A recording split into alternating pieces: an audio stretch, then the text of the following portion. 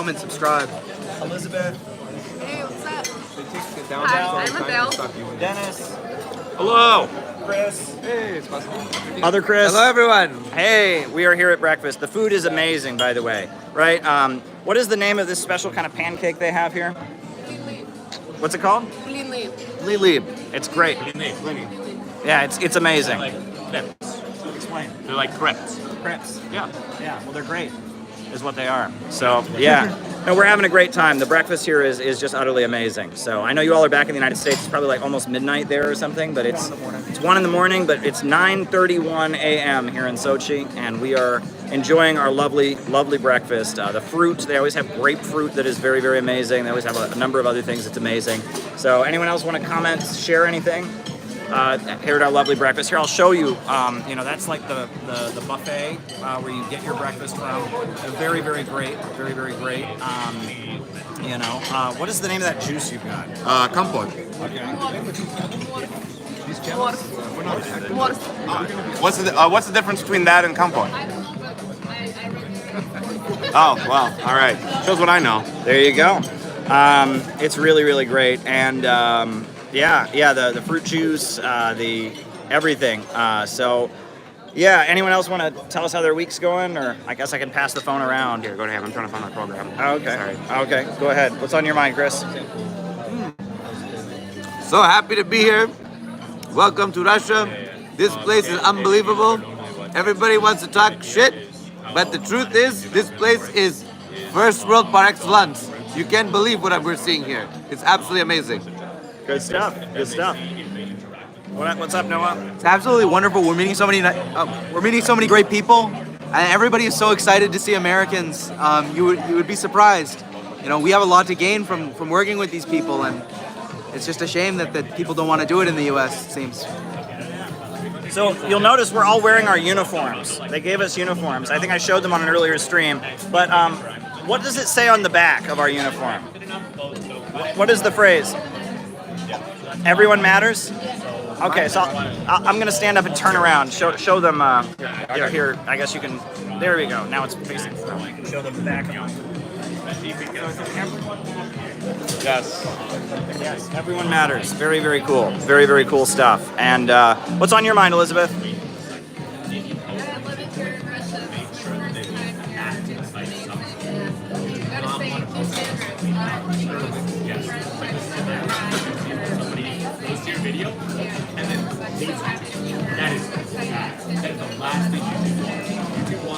Very cool.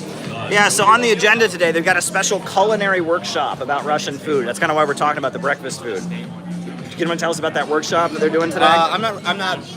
We were invited to a workshop about the culinary excellence of Russia. I don't know if I'm going, some of us are going. Anyone who is going, I don't know if they'd like to talk about anyone going to the culinary workshop? We are.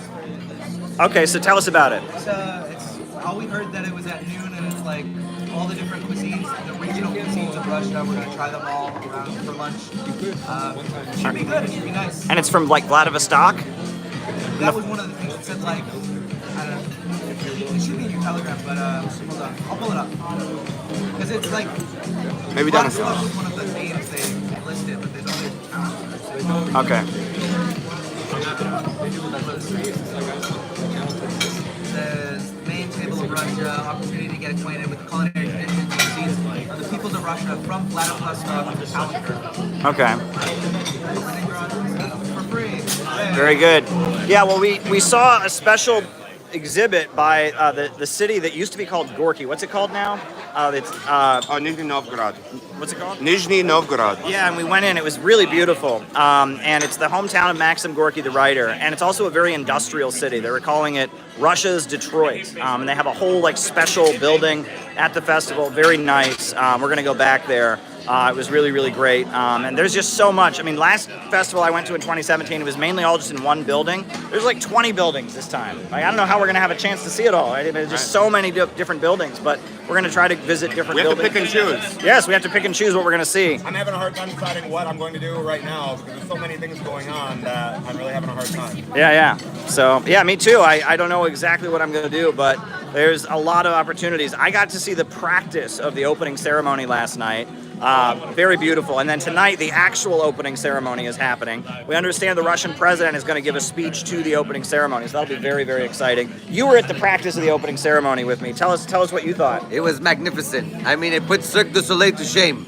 I mean, we're talking about the theatrics, we're talking about the glory, the love of their country, the love of humanity, talking about love, the importance of family, the importance of togetherness, the importance of building peace with each other, the importance of everything that you do for the greater good, not only for yourself, but the completion of yourself in what you desire with the world in mind, with the greater good in mind. And I think that shows the real deep ethics and what Russia is trying to show to the world, which is that the Russian people are working on behalf of humanity, and all the people need to work on behalf of humanity to make the world a better place. And that was very beautiful. I thought it was fantastic. People were cheering, holding hands, the whole crowd together. It was really beautiful. Amazing. Yeah, well, one thing I remember is they talked about how they have a special program in Russia for elderly retired women to knit, and they get paid to knit, and then they get also a birthday cake delivered to their house. And it was a special company they have in Russia to empower older women to knit individually, you know, not mass processed clothing, but clothing specifically made. Correct. Right? It's a very sweet thing, right? If you ever had a grandmother who knit something nice for you, now they've kind of incorporated that. They have a Russian corporation. Social enterprises, enterprises that really do go to the people and help them with their development and help bring them back into society. Because, in the U.S., we take elderly people, we throw them in a nursing home and forget about them. Yeah. But here, they take care of them. They go, they visit them, they bring them out, they have them involved with the community. And that's very important. Yes, and in addition to that, they had a special program. Part of the program was about this woman who has invented a way of utilizing satellites, outer space technology, to maximize crop outputs in agriculture. Because that's one thing that's really wild. In 2014, the United States, well, I guess I'll go back a little further. In the 90s, the United States, devastated Russia's economy, and they had to import all their agricultural products from the United States. And so then in 2014, when the whole Ukraine thing got going, Barack Obama was like, aha, we're going to put agricultural sanctions on Russia. They're not going to be able to buy agricultural products. Mwah, we got you. Well, and then what happened? The Russian government started subsidizing a boom in Russian farming. And there's been just an explosion of Russian farming. Russia is having the biggest crop outputs they've ever had. They are producing more wheat than any other country in the world, and Russian farming is like exploding right now, thanks to Barack Obama and his stupid move of trying to fix them by putting sanctions on Russia with agricultural products. So that's going on. Very, very exciting to see that and how they're using outer space technology. I also want to mention that flies in the face of Barack Obama and Biden's policy. They're actually trying to reduce the amount of food in the world. They with BlackRock Corporation, they've been pressuring countries like Sri Lanka to go organic so that their crop output goes down. Whereas Russia is trying to increase the amount of food in the world. I think it's just common sense that at a time like this, when there's hungry people in the world, we should want more food, not less. And that's what these farmers in Europe are rising up about too, right? They're trying to force them to go organic, trying to force them to use less of their land, and they're rising up against it. Have you followed the farmer uprising in Europe at all, Tom? Very little. I mean, I've seen images of Polish farmers putting their tractors in the road, blocking roads. One of them faced legal action for on his tractor having an appeal to Vladimir Putin to help them, actually, and he's facing criminal charges of some sort. But yes, all throughout Europe for at least the last year or more, maybe longer, there have been farmers' uprisings all throughout Europe, yes. Wow. Yeah, that is wild. And it's like, these farmers are rising up because of the fact that they want to produce more food. Well, I think that's great. And some people say to me, okay, well, these farmers are millionaires. I don't care if they're millionaires. If they want to produce more food so people can eat more, that's a good thing, right? And when the Biden administration is saying we want to reduce global crop outputs because they want to fight global warming or the degrowth or whatever, that's insanity. Farmers are supposed to be poor, right? Yeah, right. That's who it should be for. Right. I mean, it's just crazy.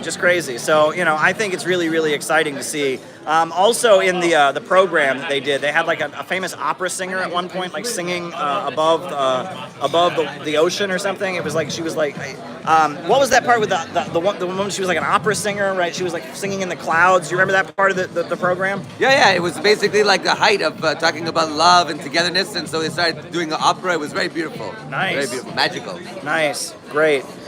Right, well, hey, if there's anything else anyone at the table wants to add, that'd be great. If not, we'll probably kill the stream. Anything else anyone wants to say? Last call. All right, well, we'll be back. We'll be streaming more, but thanks everybody. This is gonna be fun. A lot of updates. Yeah, all good. Talk to y'all soon. All right. Oh.